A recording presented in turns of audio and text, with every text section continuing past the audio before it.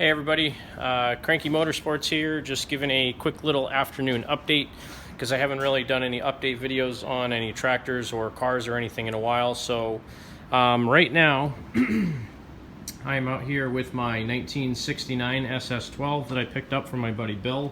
This is the real clean, mostly original one. Might have been touched up here and there, but really it's in pretty good shape. You notice I have the cooling tin off of it right now. That's because I got it running fairly well. The last time I was working on this, the bowl on the carburetor was leaking profusely, so I swapped the bowl out for one that actually had the drain hole brazed shut on it. And I got it running pretty good. It idles great. When I throttle it up, it has a slight hesitation. I adjusted the governor, so I know it's not that. I had to take the engine cooling tin off because the bolts I had used to put it on last time were a little bit too long, and I think it was actually, I thought originally it was rubbing on the flywheel in here somewhere and causing a knocking sound, but it turns out that's not why it's knocking. So I know this motor ran good. I don't recall it knocking the last time I had it running in a tractor, but the last time I had it running in a tractor I did not have the cooling tin on it. That's why I figured maybe the bolts were too long. Well, I got in here and it's not in bad shape. You can see there's some, dirt and oil and stuff, it looks like, in the cooling fin. So I figured before I put this thing all together and I get it running really good, I want to take the head gasket off and do the head gasket because I have some. So that's what I'm working on right now. I'm actually going to pull the head off of it, scrape everything down, probably hit it on a flat piece of sandpaper on my workbench to try to make sure the head is flat, put a new head gasket in it, and then put the engine tin back on with the correct bolts. So I'm going to go ahead and get started on that, and I'll come back in a little bit. Well, I get the head gasket off, and you can see there's a kind of a film of oil around it, so I think this one was definitely leaking. I mean, realistically, it doesn't look like it's in bad shape at all. The engine, short of a little bit of carbon, which is pretty normal, doesn't look too bad. And there's like no play in the piston, or hardly any. I mean, you got maybe a 32nd of an inch, which is okay. And there's no knocking when I go bottom dead center and it starts coming up, so I think the piston's fine. And the cylinder walls don't really look too bad either. So basically what I'm going to do with this is just kind of decarbon underneath the head, do a head gasket on it, and put it all back together. Hopefully it's in good shape, So we'll see how it is when I'm done.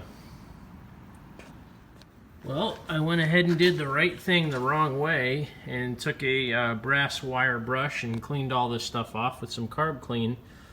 Now, what I was expecting to see on top of this piston was an STD stamp, because standard piston and all, but I don't see anything. I mean, I got most of that crud off of there. There's not much carbon left on that at all, short of, right here, but don't worry about that stuff. But I cleaned all that off. The valve guides look pretty good. The valves look good. I'll just put a new head gasket on it. I mean, there was a pretty good buildup of carbon in here, so maybe there was an issue with some carbon on the piston hitting the head, and that's why it was clunking. The other thing I've heard that have issues with these is if somebody puts a 10 horsepower head gasket on a 12 horsepower motor, which physically will fit, but the bore diameter is smaller, so the piston contacts the head gasket a little bit, causing a knocky noise, which is kind of what this one sounded like. But I don't know. I never changed the head gasket on this, and I think this motor might have come out of my 1970 originally, but I'm not sure. So I'm going to go ahead and clean up the old head and put that guy on with a new head gasket and see how she runs. So there is a pretty big ridge of carbon on the head itself. You can kind of see the lip right there beyond the bolt hole. I don't know if that's what was causing it. I have seen much worse carbon buildup on a head than this, and it still ran without knocking.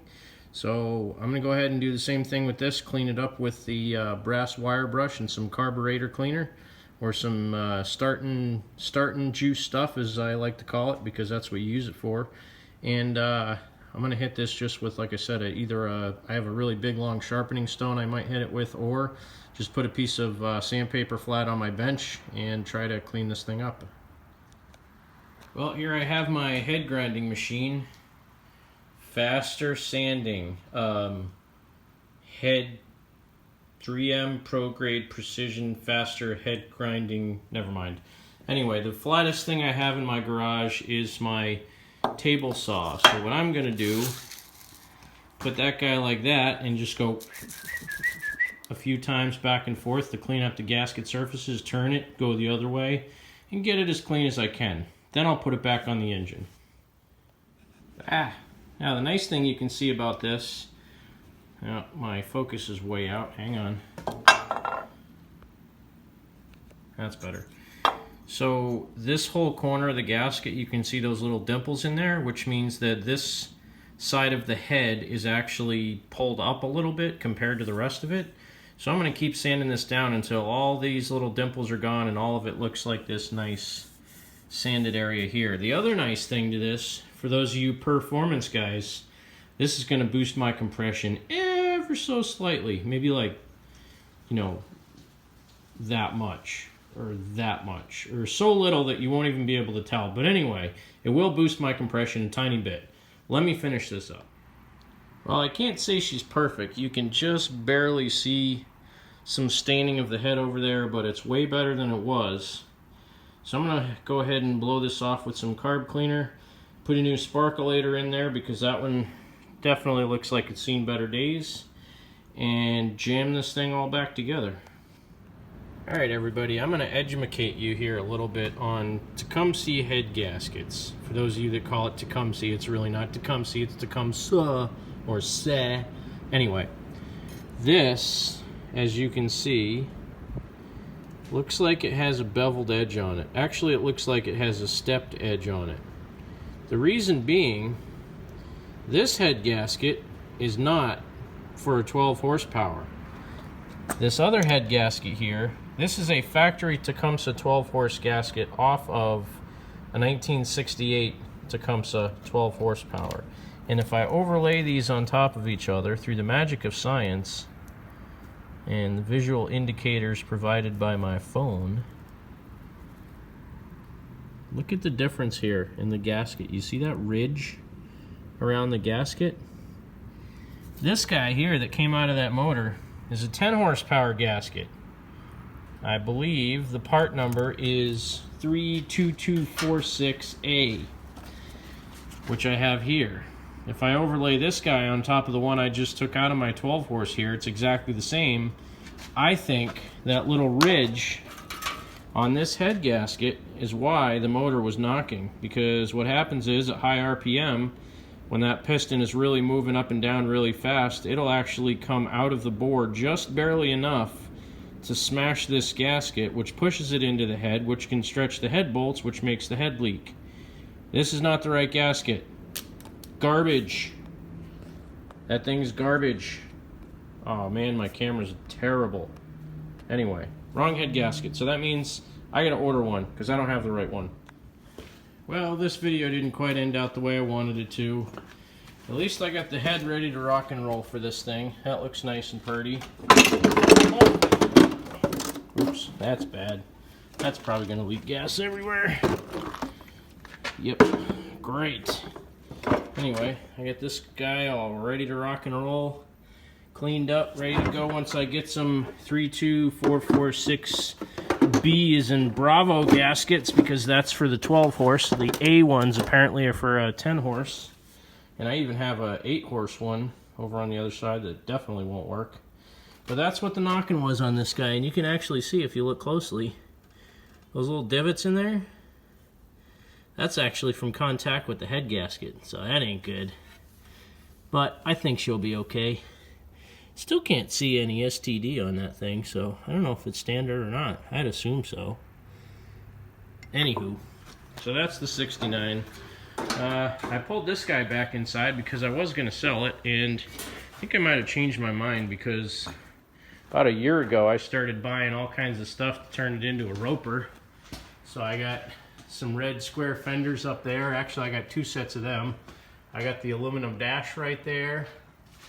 I got the nose cone sitting up there. So this guy, again, I was going to sell it, but I think I'm just going to do the little once over with the oven cleaner on the whole thing. Strip the steering column, the dash, the footboards, the fenders and everything off. Just kind of scuff it, clean it, shoot it all red, and then put all the roper parts on it that I have. So that was the original intent with that one anyway. I got 2 Onans I could stick in it, or Onans if you like to pronounce stuff wrong.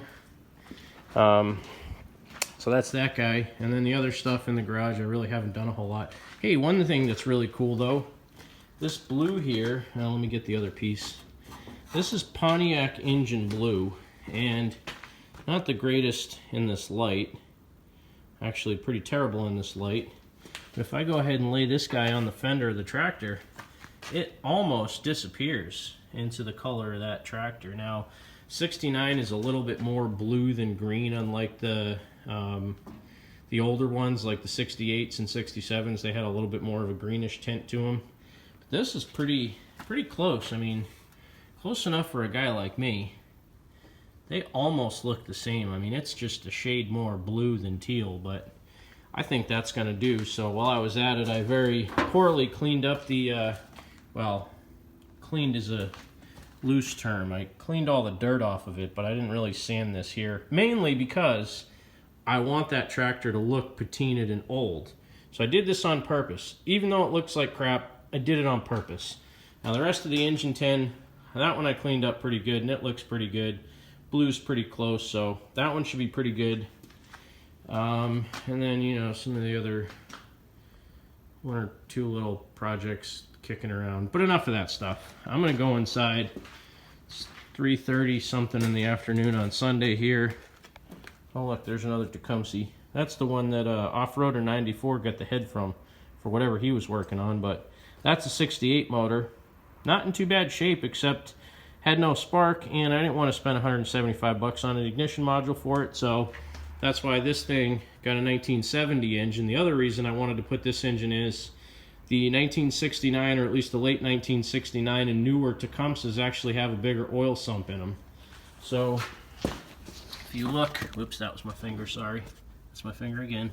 You look down here, for one, that's where it says 1, 2 for 12 horse.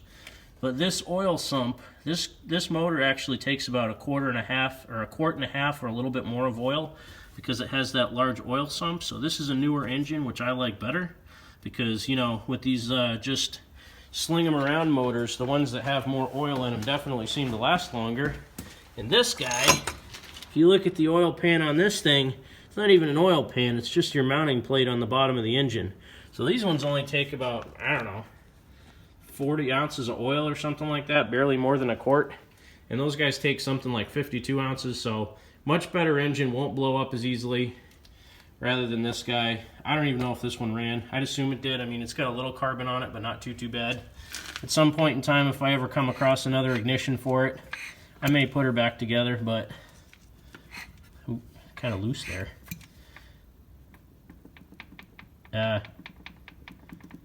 You hear that? I'm not going to mess with that motor because that one's going to be a knocker. So anyway, I hope you have a great Sunday afternoon. From Cranky Motorsports, keep on tractoring, have a great time. Get out and do something, work on some tractors, work on some cars, do something to make your life better, and have a great time.